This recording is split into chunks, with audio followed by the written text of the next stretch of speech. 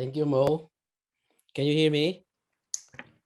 Okay, good. So I will dive right in. So as Mo shared, the game plan is this three: discover, develop, and deploy. So let me tell you that we will still be in the discover uh, uh, step phase for this session. So I just would like to make you understand that discovery means seeing. Okay, are you with me? You need to see something. Uh, we need you to say, ganun pala yun. Okay, at the end of this session, because if you don't discover it, I don't think you're going to be excited. So, what have we discovered so far? Ano yung shinare ni Mo? Because of COVID, yung wala ng physical meetings, but there are still many people watching online. And discipleship being an online discipleship, you will discover that you have discovered that we are now in a very strategic position. As Mo said, to engage thousands upon thousands of seekers, okay, so that they will know, they will own our CCF mission and vision globally. Okay?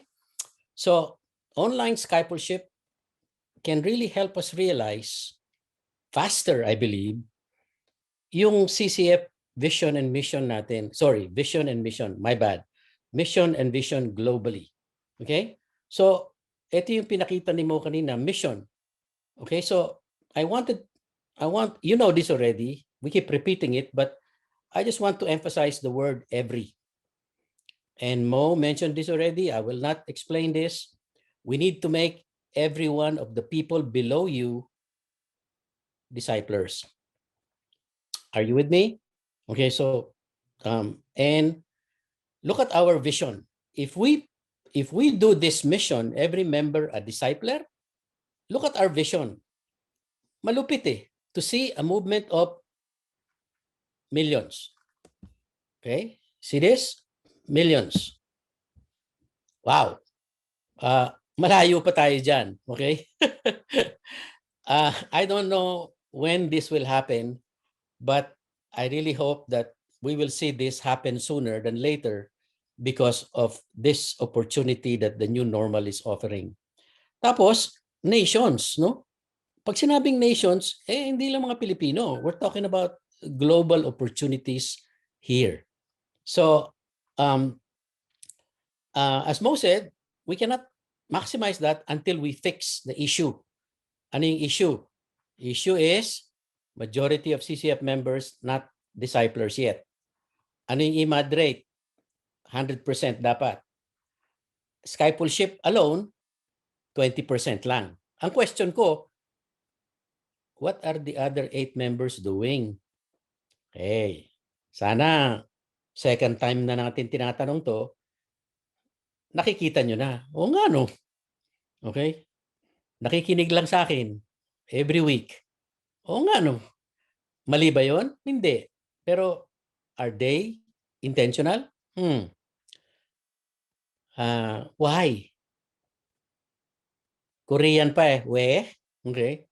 Madalas akong manood ng Korean telenovela, kaya Korean na pinapakita ko sa inyo. Okay?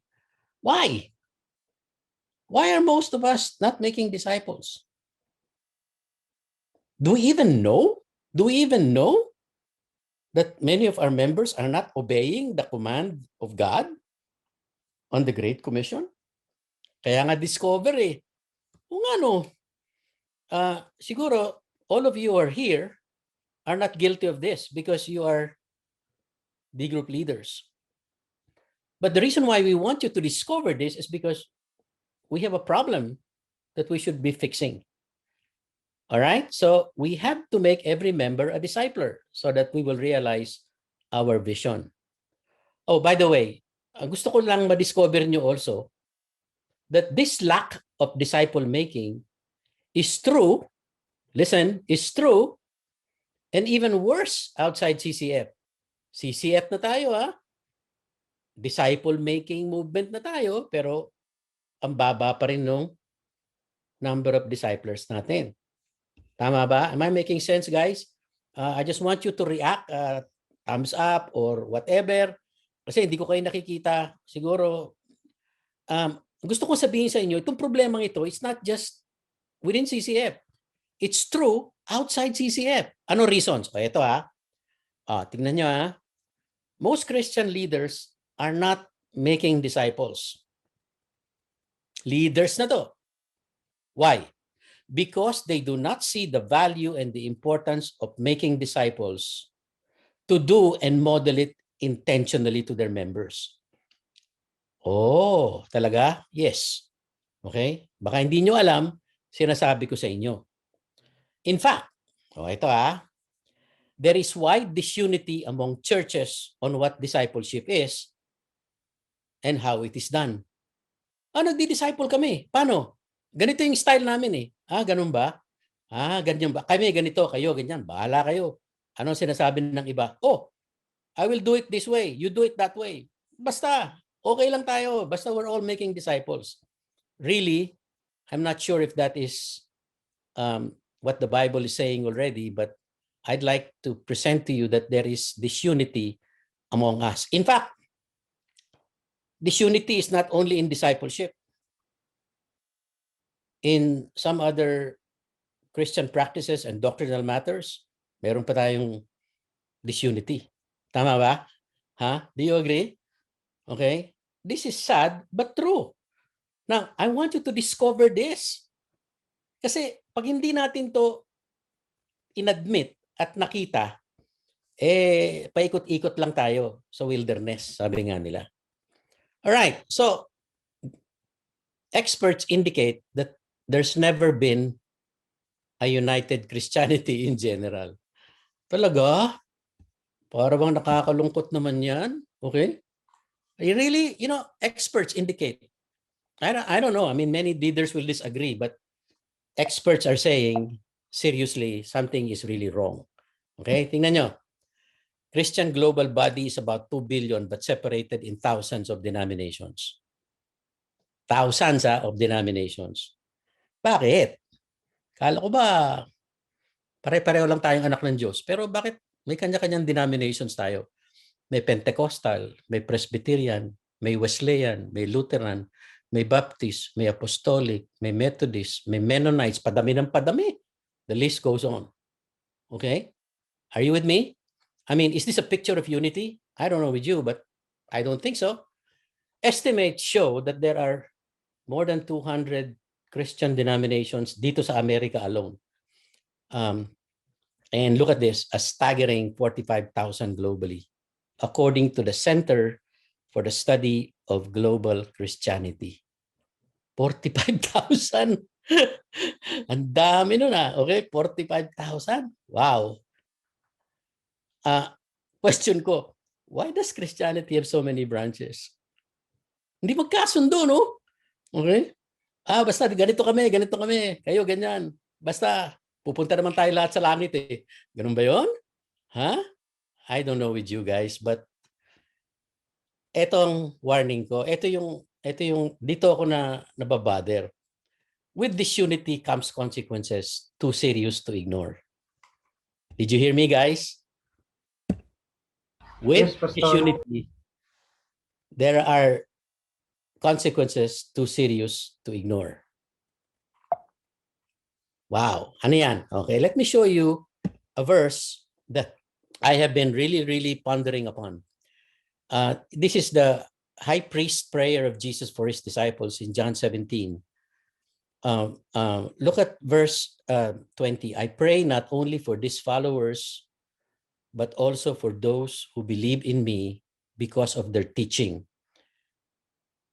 Verse 21, Father, sabi ni Jesus, I pray that all who believe in me can be one. Sino yan? Tayo. Tayong mga Christian. Tayong mga churches. Okay? Tayong mga Christians all over the world. You are in me and I am in you. I pray that they can also be one in us. Tapos, I highlighted the importance of unity according to Jesus. Ano sabi niya? then the world will believe that you sent me. Wow! Importante ba ang unity according to Jesus? Ha? Mga kapatid? It's so important na pag hindi tayo united, aba, na-realize ko, then the world may not believe in Jesus. Uy, talaga, o nga no. And then inulit niya, I have given them the glory that you gave me. I gave them this glory so that they can be one, just as you and I are one.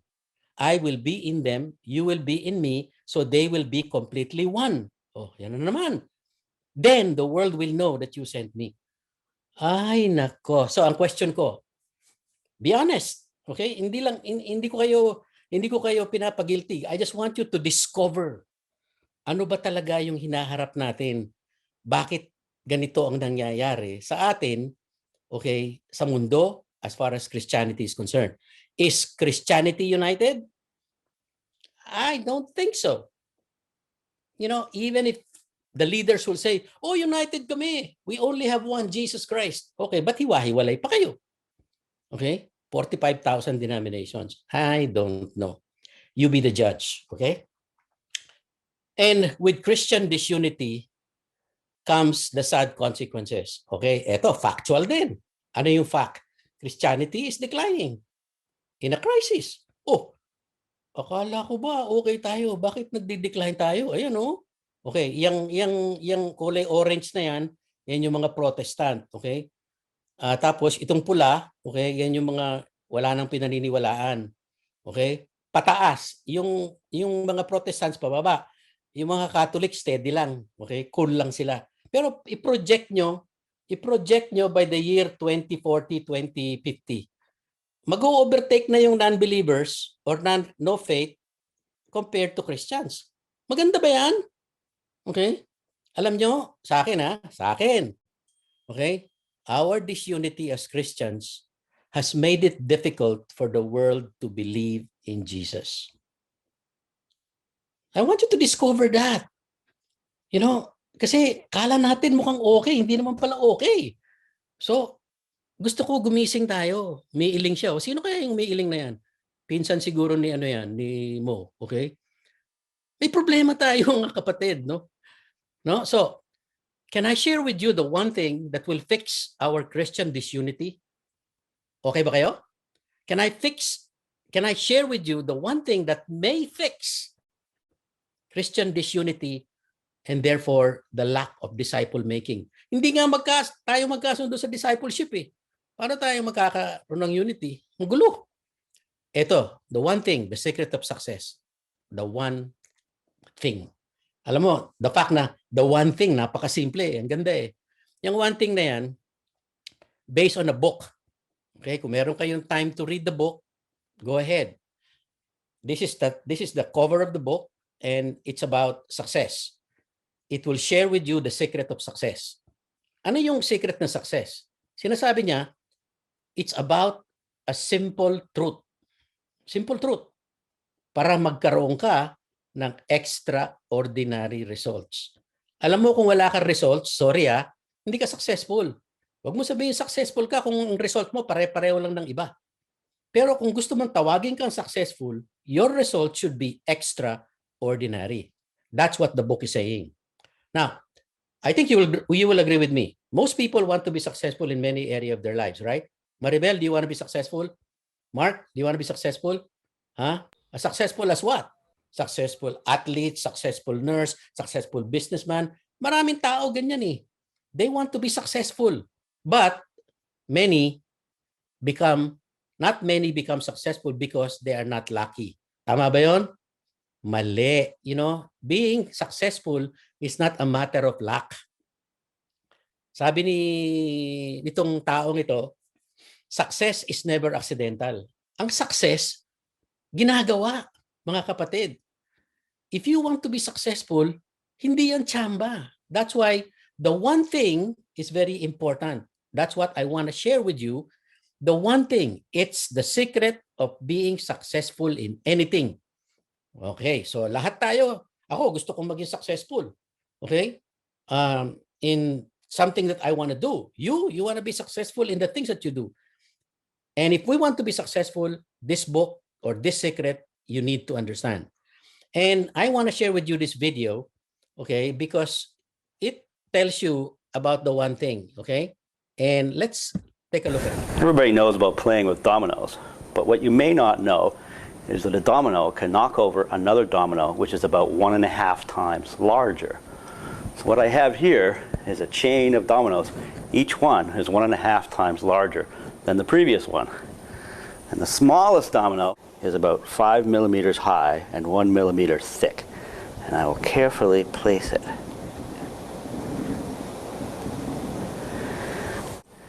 And there are 13 dominoes. And the largest domino, it weighs about 100 pounds and is more than 1 meter tall.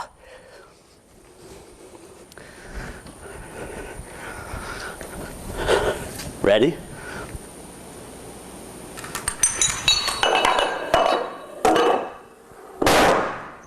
Boom. That was 13 dominoes. If I had 29 dominoes, the last domino would be as tall as the Empire State Building. Wow. Okay, so one thing. Yung one thing na yan, nakita niyo yung video, it starts with a very small thing. But the key here, according to the book of success, is you need to identify yung one thing where you want to be successful. For example, you want to be a successful doctor, okay, better than everyone else. Identify mo kung ano yung magiging successful na yon, okay? For example, you want to lose weight, okay? Effectively, ang waistline mo 40. Gusto mong gawing waistline mo 12. Aba, kailangan identify mo ano yung pinaka-effective. Exercise ba? Okay? Diet ba? Okay? Cycling ba? You identify it. You research it. But the moment you identify the one thing, what do? Make that one thing your priority and do it daily as a habit. Daily as a habit. Kailangan pala identify natin kung ano yung one thing to be successful. Pagkatapos nun, pag na-identify mo yon at ginawa mo araw-araw, sigurado yan. It will bring success because what will happen is this. It will make your goal easy and everything else that you need to do unnecessary. Okay? Let me show you by example. Okay? A domino principle yan. Identify the one thing to make it a daily habit. Parang ganito yan. Here we are today, right now, today. Do that one thing. Ano yung one thing? For example, you want to lose weight. Okay? Alam mo, sa akin, ang one thing ng losing weight is very simple. Okay? Are you ready? Donna, huwag ka lang kumain araw-araw. Okay? Huwag kang kumain araw-araw. Make that a habit. I'm joking here. Okay? Pag hindi ka kumain araw-araw and for the next 20 days, payat na payat ka sigurado. Di ba? I mean, that's just a way to make it, it's just an analogy in a very humorous way. But the one thing of Christianity can be applied to Christianity. The one thing, rather, of success can be applied to Christianity. Why? Because we want to become successful Christians. Okay? Why do we need to become successful Christians? I don't know with you, but I think pinakita ko sa inyo kanina, Christianity is declining, hindi masyadong maganda nangyayari, and I think we need to discover that there is a problem with our Christianity. What then is the one thing of Christianity to make us successful Christians? Okay? What is it that we should do daily as a habit, listen, that will make Christianity easy? Wow. Okay? I'm just using the word easy because that's what the book is saying. Some people will say simple. Okay? Yeah, but I really believe that if we discover that one thing about Christianity, alam mo, ang Christianity magiging simple para sa akin. I've seen that happen. And then, once you discover that one thing, it will make other things that we do as Christians that unnecessary. In other words, there are many things that we're doing as Christians. Maybe they are not as necessary as this one thing. So, ano yung one thing na yan? the one thing, guys, be ready. I just want you to be really crystal focused here. Is about God's purpose or vision for the saved. And that's found in Romans 8:28 and 29. And one thing, ibig sabihin yan, pag ito ginawa natin, we will be successful Christians. Okay? So let me share with you Romans 8:28, which many of you know and many of you like. And we know that God causes all things to work together for good to those who love God and are called according to His purpose. So, God causing all things to work together for good. Hindi ko na kailangan siguro sabihin sa inyo na maganda yan. Okay? Pero yan is not for everybody. Okay, guys? It's not for everybody. Okay? It's only for those who love God and are called according to His purpose. Ano yung purpose niya sa verse 29? Okay? Inuulit ko, maybe you've heard this before, but I'd like to emphasize this. For those whom He foreknew, He also predestined to become conformed to the image of His Son, so that He would be the firstborn among many brethren. So, ito, mga kapatid, is the one thing. Yan ang purpose ni God, kaya tayo sinave. Yan ang vision niya. Ano yung vision? Yan ang gustong makita ni God sa atin, mga Kristiyano. Ano yun? Christ likeness. Okay? What did I do? Christ likeness. Okay, guys? And Christ likeness, okay, when you are Christ-like, everything will work together for good. Kaya yan ang tinatawag na success, remarkable results. Napakasimple. Pag Christ-like ka, malupit. God will cause all things to work together for good. Ako, I like that. Pero hindi para sa lahat yan. Kailangan Christ-like ka. So ngayon, ako, tinanong ko, ano ang Christ-likeness? The Bible is very clear to me as far as Christ-likeness is concerned. Pag nakita ko ito sa Philippians 2:3-8, yan ang yung page ng NASB, makikita mo ang heading niya, Be Like Christ. So, nandyan yung sikreto. So, asan dyan ang sikreto? Ang sikreto nasa verses 3 and 4 particularly. Christ-likeness portrayed in Philippians. Ano nangyayari? Bakit may sumusulat sa screen ko? Christ-likeness portrayed in Philippians 2:3-8. It says here, do nothing from selfishness or empty conceit, but with humility of mind, regard one another as more important than yourself. Do not merely look out for your own personal interest, but for the interest of others. Alam mo, mas gusto ko yung Tagalog. Kaya, memoryado ko na ito sa Tagalog. Filipos 2:3-4. Huwag kayong gumawa ng anumang bagay dahil sa makasariling hangarin o sa panghangad na maitaas ang sarili. Sa halip, magpakumbaba kayo sa isa't isa at ituring na mas mabuti ang iba kaysa sa inyo. Wow, ito bang Christ-likeness? Oo, napakasimple. Listen ha. One thing of Christianity is Christ-likeness. Ano ang Christ-likeness? Yan o, ituring na mas mabuti ang iba kaysa sa inyo. Verse 4, wag lang ang sarili ninyong kapakanan ang isipin ninyo kung hindi ang kapakanan ng iba. Alam nyo, pag ito na master natin, ginawa natin itong habit, ano yan? Alam mo, simple ang Christianity. Selfless and humble. Ano ang one thing ng Christianity? Christ-likeness. Yan ang vision at purpose ni God. Magawa lang natin to araw-araw. Ulitin ko araw-araw as a habit. Anong gagawin mo? Maging selfless ka, maging humble ka. Ituring mo ang ibang tao na mas mabuti kaysa sa'yo. Araw-araw, 24/7.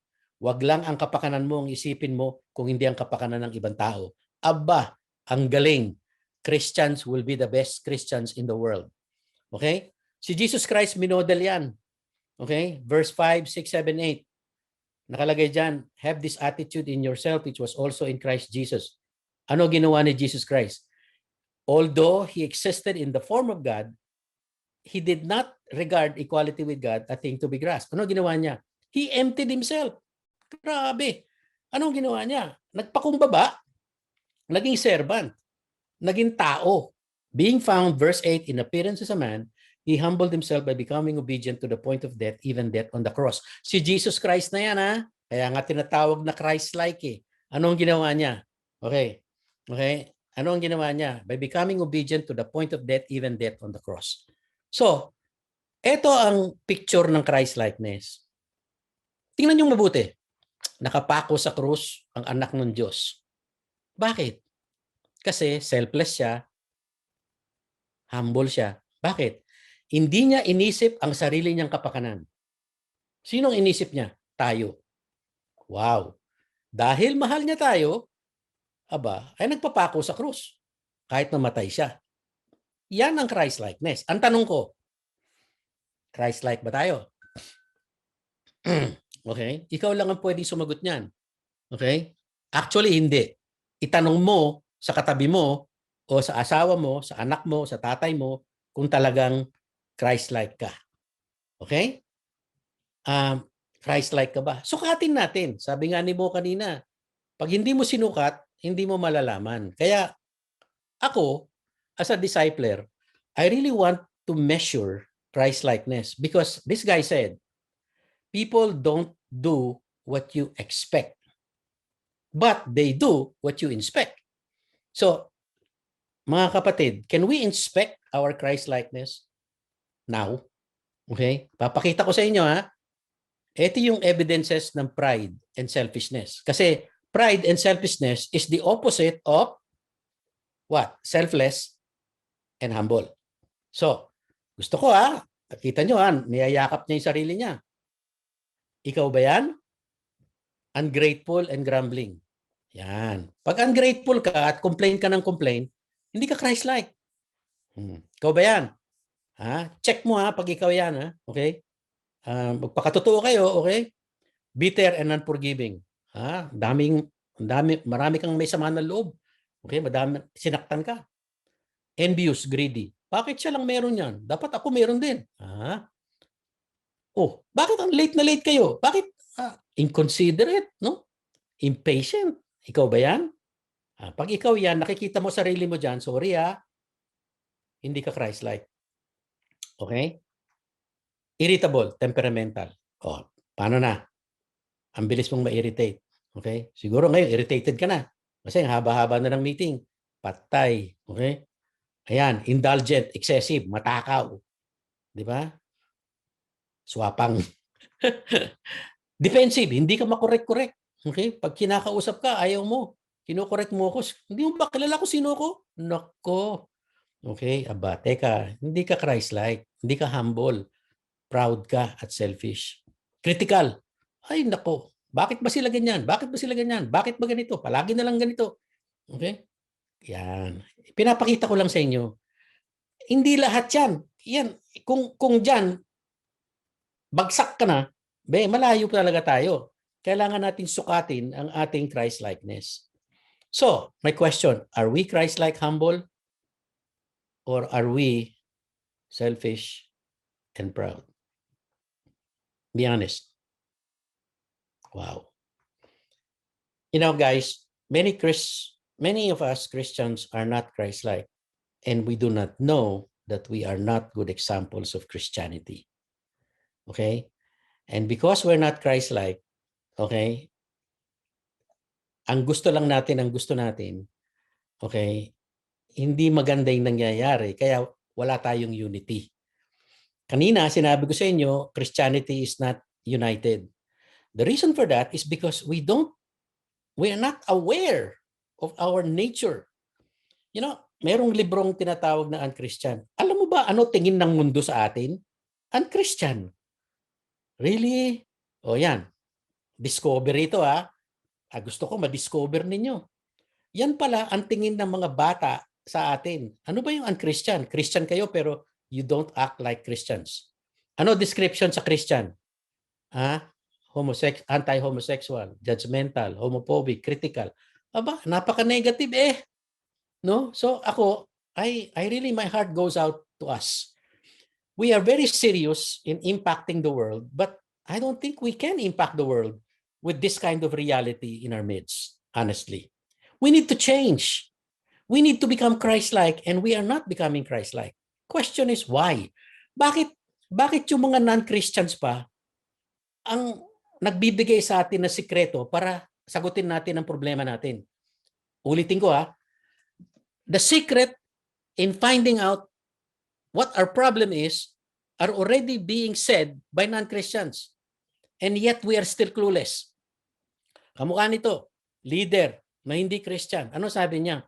I like your Christ, but I do not like you. Ang lupit I like your Christ, but I do not like your Christians. You are so unlike Christ. Meaning what? You are not the one thing of Christianity. Kasi nga hindi natin alam yung one thing. Hindi natin ginagawang habit. Kung ano-ano ginagawa natin, ang dami-dami nating activity, nakakalimutan natin na the only thing most important for us right now is to become like Christ. No, he added one more statement that I really like. To realize our mission and vision. Look at this. If all Christians acted like Christ, meaning Christ-like, the whole world will be a Christian. Tignan nyo yung mission and vision natin. If you want to evangelize and disciple the nations, napakasimple na sagot, mga kapatid. Let's do the one thing of Christianity. Let's be Christ-like. Simple. Let's be selfless and let's be humble. Yun lang Pino-complicate natin Di ba? Ano connection yan sa pagdi-disciple? Ay, naku, malaki po. Malaki po ang connection yan. The one thing to be successful and credible Christian will help us fix this problem. Again, the one thing will help us fix this problem. Ano yung one thing na yan? Humility, magpakumbaba, pagpakumbaba. Okay, pwede ba? Sabihin nyo sa katabi nyo, be humble, be humble, be humble, be humble. Tapos. Di ba? Obedience to God begins with humility. Nakita nyo yan? Kung hindi ka humble, di ka mag-o-obey. Patay. Ito pa. Beginning of all knowledge comes from humility. Napaka-basic po mga kapatid, no? Kaya ako passionate. Ang gusto ko sana, i-simplify natin ang Christianity with the one thing. Pag nagawa natin ito, siguro ang ganda. Yeah. Look at the promise. As we become Christ-like, humble, humble, humble. The one thing of Christianity, humble, humble, humble. Ano ang sinasabi ng Bible? If we become like Christ, we become pleasing to God. Look at Jesus. Look at what God the Father said to His Son. This is my beloved Son, Jesus, in whom I'm well pleased. So if we become more and more like Christ, we're pleasing to God. When we are pleasing to God, you know what God will do? God will abide with us. Aba, discovery yan. Akala nyo ba si Jesus Christ is always with you? Ay, nako. Mag-isip-isip kayo. Okay? God will only be with us if we are pleasing to Him. And according to the Bible, we are going to be pleasing to God only when we become the one thing of Christianity, which is humility, humility, humility. Because when we become humble, God will abide. And when God abides, He is with you. Who can go against you? And that's why, sabi nga nila, surely God will cause all things to work together for good. Again, this is only for the Christ-like, humble people pursuing the one thing of Christianity. And I call that success. So far, so good? One thing lang yan. Okay. Now, I will go to the process na sinasabi ni God. Kung gusto mong maging one thing, humble, merong sinabi si God na process, na paraan. Ano ang paraan ni God para maging Christ-like, humble tayo, the one thing of Christianity to be successful?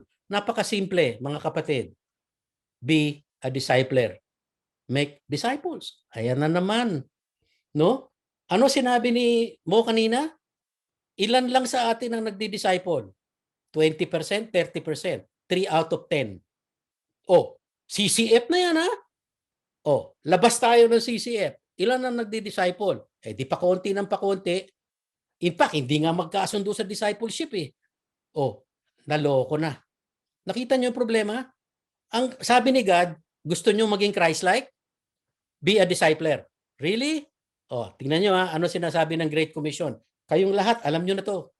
Gusto ko ma-discover niyo. Yan lang pala ang sikreto. Ang tagal-tagal na natin inuulit-ulit to, pero Bakit ko konti lang gumagawa?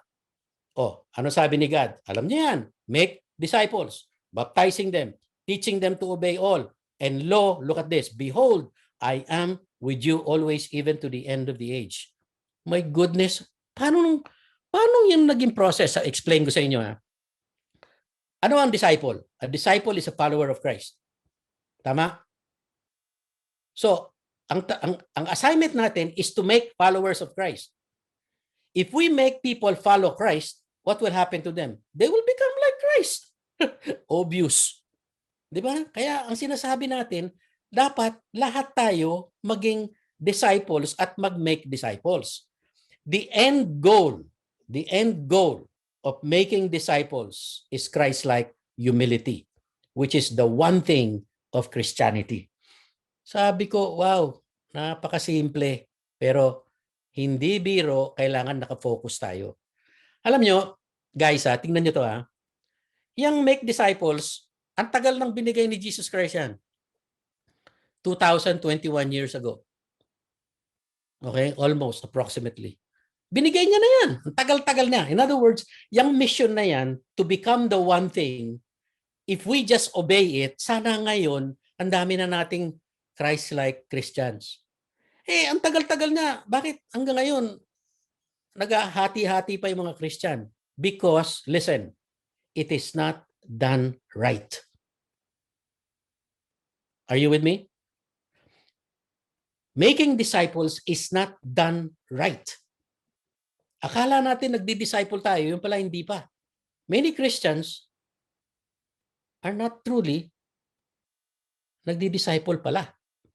Yan, discover na naman yan. Gusto ko sana mabuksan ng mata natin eh. Kasi pag hindi nabuksan ng mata natin, hindi tayo iikot at bubuksan ng mata ng ibang tao. Okay? I am really, really burdened by this. That's why, a very clear definition kung ano ang discipler, kailangan natin. It's a must. So that we will become disciplers indeed. So, meron akong gustong i-survey ngayon